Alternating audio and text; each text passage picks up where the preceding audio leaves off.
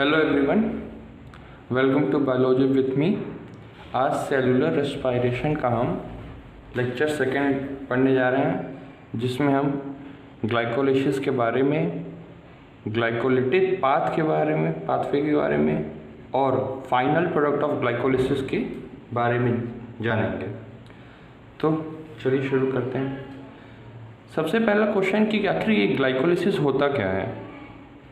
अगर ग्लाइकोलिसिस के शब्द को ही हम डिवाइड करें तो हमें मिलता है ग्लाइकोस प्लस लिसिस।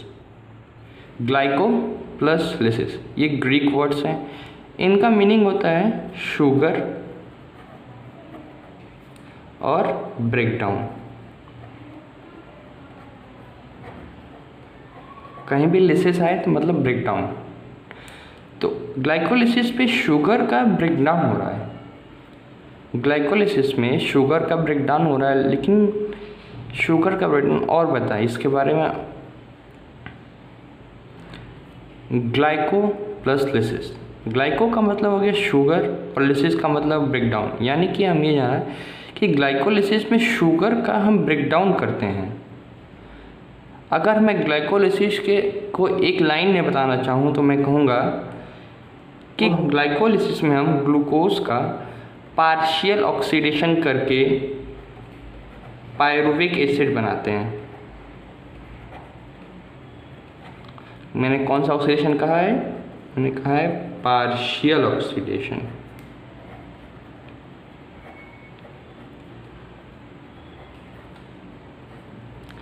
हम इसमें ग्लूकोज के एक मॉलिक्यूल को पायरुविक एसिड के दो मॉलिक्यूल्स में ब्रेक डाउन करते हैं। यही ग्लाइकोलिसिस का मीनिंग हो गया। हम यही चीज़ ग्लाइकोलिसिस में हम करते हैं कि ग्लूकोज के एक मॉलिक्यूल को दो मॉलिक्यूल्स ऑफ पायरुविक एसिड में पार्शियल ऑक्सीडेशन से कन्वर्ट करते हैं। अब ये ग्लाइकोलिसिस किसने दिया है? ग्लाइकोलिसिस देने वाले तीन साइंटिस्ट थे, गस्टव एम्बेडेन, ऑटो मेयरहॉट और जे पर्नस। और ग्लाइकोलिसिस आखिर होती कहाँ है? ग्लाइकोलिसिस सेल के अंदर होती है। सेल में कहाँ? सेल के साइटोप्लाज्म में। सेल के साइटोप्लाज्म में, जहाँ पे हमारे पास सारे एंजाइम्स रहते हैं। बात करें ग्लाइकोलिसिस की, तो ग्लाइकोलिसिस में टोटल 10 स्टेप्स होते हैं। 10 स्टेप्स इन्वॉल्व होते हैं। 10 स्टेप्स इन्वॉल्व होते हैं और टोटल 10 एंजाइम्स इन्वॉल्व होते हैं। ग्लाइकोलिसिस में टोटल 10 स्टेप्स इन्वॉल्व होते हैं और 10 एंजाइम्स इन्वॉल्व होते हैं। बात करें स्टेप्स में तो कुछ याद रखने वाली बात यह है कि स्टेप फर्स्ट, थर्ड और 10th स्टेप, ये तीन स्टेप इरिवर्सिबल होते हैं। ये 10th स्टेप इरिवर्सिबल होते हैं, मतलब ये बैक नहीं जा सकते हैं। और बाकी स्टेप्स जो हैं वो रिवर्सिबल होते हैं। बाकी स्टेप्स आर रिवर्सिबल। हमें इसमें टोटल 10 एंजाइम्स है, लेकिन हमको याद मेनली 3 का रखना है, जो कि फर्स्ट स्टेप में होते हैं, थर्ड स्टेप्स में होते हैं और 10th स्टेप्स में होते हैं। फर्स्ट स्टेप्स में आता है हमारा हेक्सोकाइनेज।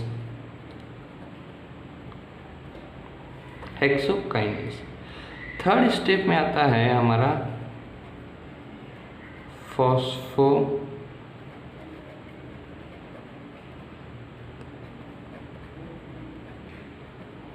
थर्ड स्टेप में फॉस्फोफ्रक्टोकाइनेज और 10th स्टेप में हमारा आता है पायरुवेट काइनेज। हमने ग्लाइकोलिसिस के बारे में जाना कि ग्लाइकोलिसिस का मीनिंग हो गया शुगर का ब्रेकडाउन, और इसको एक लाइन में अगर हम डिफाइन करें तो एक ग्लूकोज के मॉलिक्यूल्स का हम पार्शियल ऑक्सीडेशन करके 2 मॉलिक्यूल ऑफ पायरुविक एसिड बनाते हैं। इसकी लोकेशन कहाँ होती है? इसकी लोकेशन होती है सेल के साइटोप्लाज्म में। इसमें टोटल 10 स्टेप्स इन्वॉल्व होते हैं और 10 एंजाइम्स इन्वॉल्व होते हैं। फर्स्ट, थर्ड और 10th स्टेप्स जो होते हैं वो इरिवर्सिबल स्टेप्स हैं, इरिवर्सिबल स्टेप्स हैं, ठीक। और 10 एंजाइम्स में हमको मेनली 3 एंजाइम्स याद रखने हैं, जिन पर जो फर्स्ट स्टेप में, थर्ड स्टेप्स में और 10th स्टेप्स में होते हैं। पहले स्टेप में हेक्सोकाइनेज, थर्ड में फॉस्फोफ्रक्टोकाइनेज, 10th स्टेप में पाइरुवेट काइनेज। इन तीनों एंजाइम्स में से मेन कंट्रोल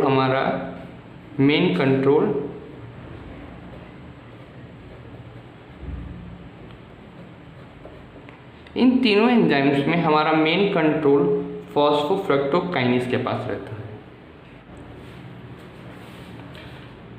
इसमें एक बात और याद रखिए कि ग्लाइकोलिसिस के प्रोसेस में ऑक्सीजन का यूज़ नहीं होता है, ऑक्सीजन का यूज़ नहीं होता है, इसीलिए इसे एनएरोबिक प्रोसेस भी कहा जाता है।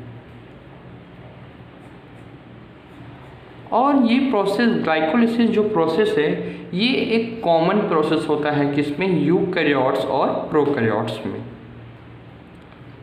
ठीक है। चलिए अब ग्लाइकोलिटिक पाथवे पढ़ते हैं, ठीक है। स्टेप्स ऑफ ग्लाइकोलिसिस स्टार्ट करते हैं। आप अपने स्क्रीन पे देख सकते हैं, ये एनसीईआरटी का चार्ट है। मैंने सारे स्टेप्स को डिवाइड करके आपकी सुविधा के अनुसार लिखा है इसे, ताकि आपको अच्छे से ये समझ में आ जाए, ठीक है। चलिए स्टेप्स ऑफ ग्लाइकोलिसिस पे आते हैं। पहले ग्लूकोज, ये ग्लूकोज आखिर आता कहाँ से है ग्लाइकोलिसिस स्टेप्स में? ये ग्लूकोज हमारा सुक्रोज से आता है। सुक्रोज जानते हैं जो एंड प्रोडक्ट है फोटोसिंथेसिस का, जिसका इन्वर्टेज एंजाइम के हेल्प से सुक्रोज ग्लूकोज और फ्रक्टोज में कन्वर्ट होता है, और ये दोनों फिर ग्लाइकोलिटिक पाथवे में इंटर करते हैं, ठीक है। अब ग्लूकोज जो 6 कार्बन कंपाउंड है, ग्लूकोज जो ये 6 कार्बन कंपाउंड है, हेक्सोकाइनेज के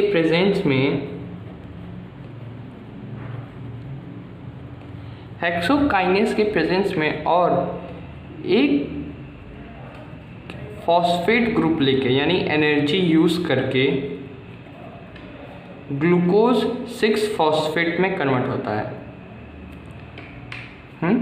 ग्लूकोज जो 6 कार्बन कंपाउंड है, एंजाइम हेक्सोकाइनेज के प्रेजेंस में एटीपी को एडीपी में कन्वर्ट करके, मीन्स एक फॉस्फेट ग्रुप लेके ग्लूकोज 6 फॉस्फेट में कन्वर्ट होता है, जिसको हम शॉर्ट फॉर्म में G6P भी कहते हैं, ठीक। अगले स्टेप में जो ये ग्लूकोज 6 फॉस्फेट है, ग्लूकोज 6 फॉस्फेट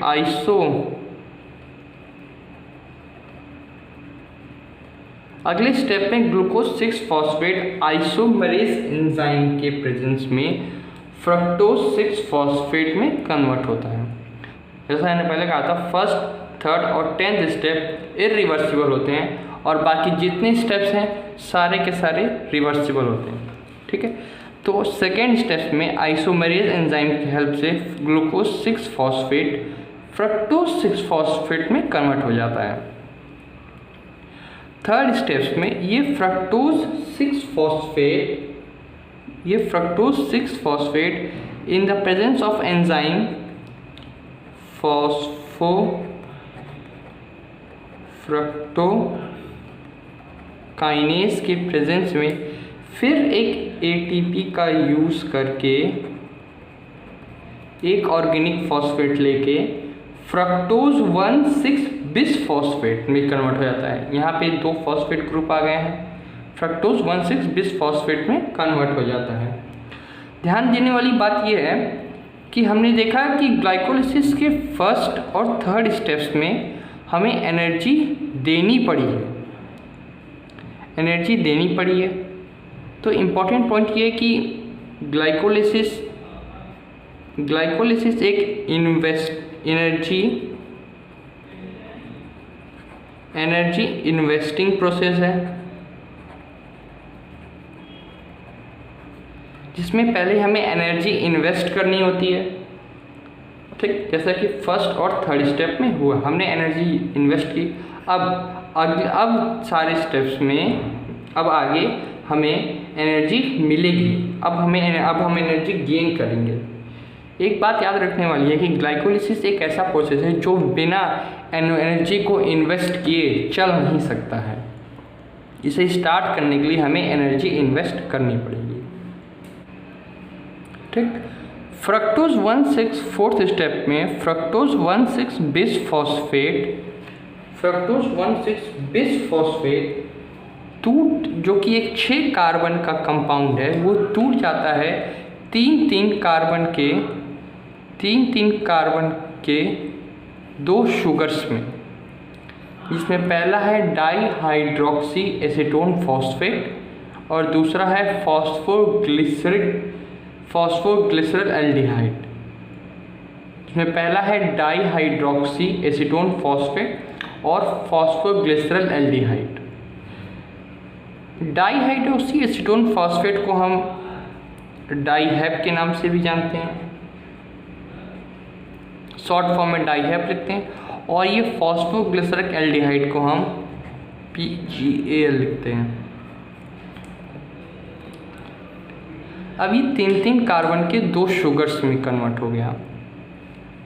ठीक है, अब फिफ्थ स्टेप में जो ये डाईहाइड्रोक्सी एसीटोन फॉस्फेट है, ये कन्वर्ट हो जाता है फॉस्फोग्लिसरल एल्डिहाइड। जो ये डाईहाइड्रोक्सी एसीटोन फॉस्फेट है, ये कन्वर्ट हो जाता है फॉस्फोग्लिसरल एल्डिहाइड में एंजाइम आइसोमरेज।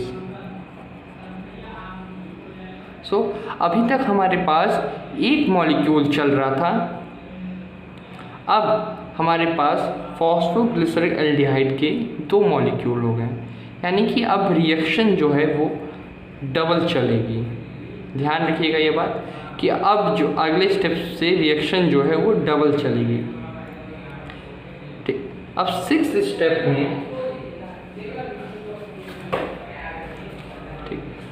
स्टेप में फॉस्फोग्लिसरल एल्डिहाइड जो है, फॉस्फोग्लिसरल एल्डिहाइड का ऑक्सीडेशन होगा।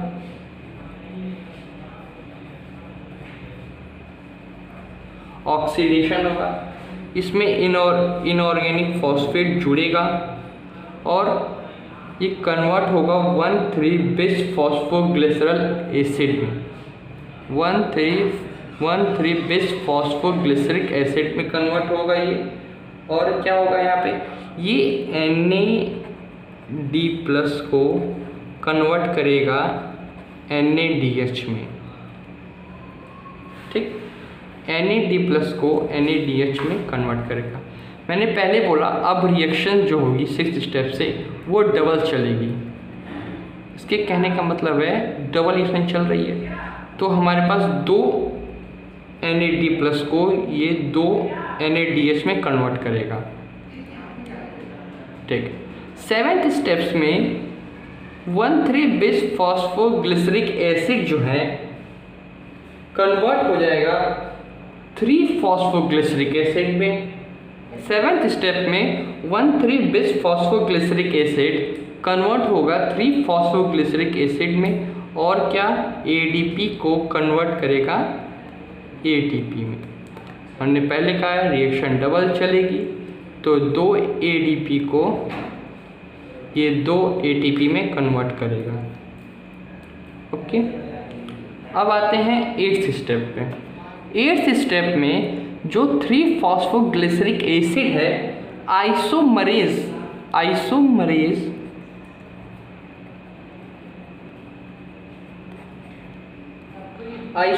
एंजाइम के प्रेजेंस में कन्वर्ट हो जाएगा 2 फॉस्फोग्लिसरिक एसिड में, कन्वर्ट हो जाएगा टू फॉस्फोग्लिसरिक एसिड में।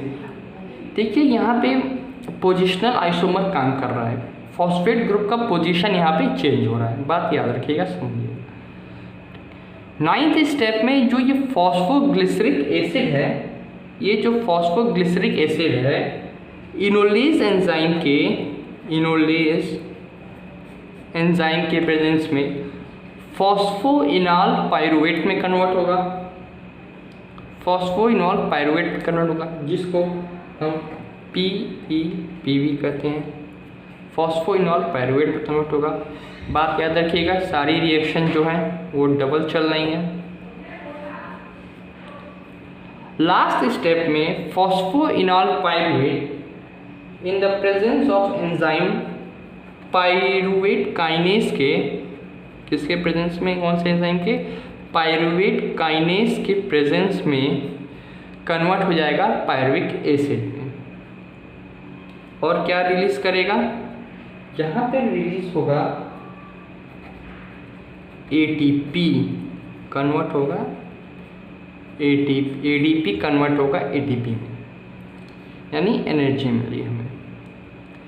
ये बात याद रखिएगा फिर से कि रिएक्शन डबल मीन्स अब हमारे पास दो पायरुविक, हमारे पास दो, यानी कि हमारे पास अब 2 पायरुविक एसिड बन चुके हैं और 2 ADP को इसने 2 ATP में कन्वर्ट किया। अब किस किस जगह पे हमें एनर्जी अब किस किस जगह पे हमने एनर्जी इन्वेस्ट की और किस किस जगह पे हमें एनर्जी मिली, वो भी किस फॉर्म में। हमने फर्स्ट स्टेप में एनर्जी दी, हमने थर्ड स्टेप में एनर्जी दी, हमने 6th स्टेप में अब एनर्जी पाई है। हमने फर्स्ट और थर्ड स्टेप तक एनर्जी दी है, फर्स्ट और थर्ड स्टेप में हमने एनर्जी दी है। 6th स्टेप में पहली बार हमें एनर्जी मिली है, कितनी, 2 NADH मिली है। 7th स्टेप में हमें 2 ATP मिला है और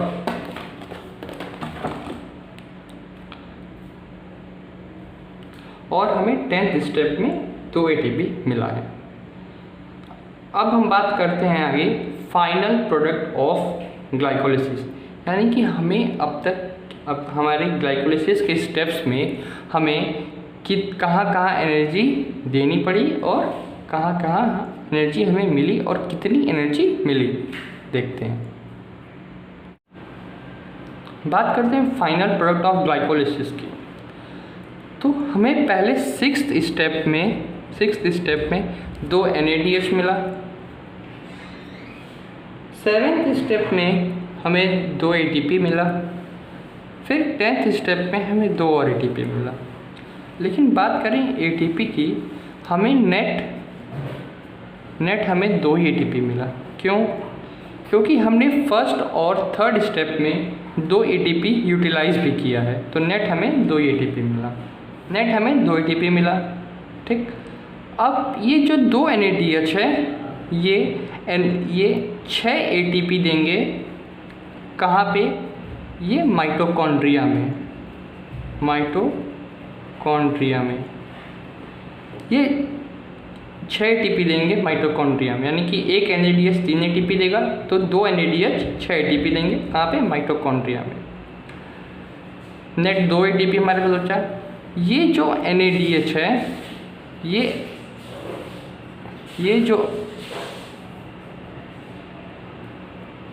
ये जो तो हमें 2 ATP मिला, ये SLP टाइप है, मीन्स सबस्ट्रेट लेवल फॉस्फोराइलेशन। मैं लिख देता हूँ, सबस्ट्रेट लेवल फॉस्फोराइलेशन। और ये जो 2 NADH मिला है, ये OP है, means oxidative phosphorylation. Substrate level phosphorylation यानी डायरेक्टली हमें ATP मिल गया, और ऑक्सीडेटिव फॉस्फोराइलेशन का मीनिंग हो गया ये 2 NADH से हमें ATP मिलेगा आगे, यानी कि अदर प्रोसेस में मिलेगा। और हम क्या बोल रहे हैं, हमें 2 पायरुविक एसिड भी मिला है, हमें 2 पायरुविक एसिड भी मिला।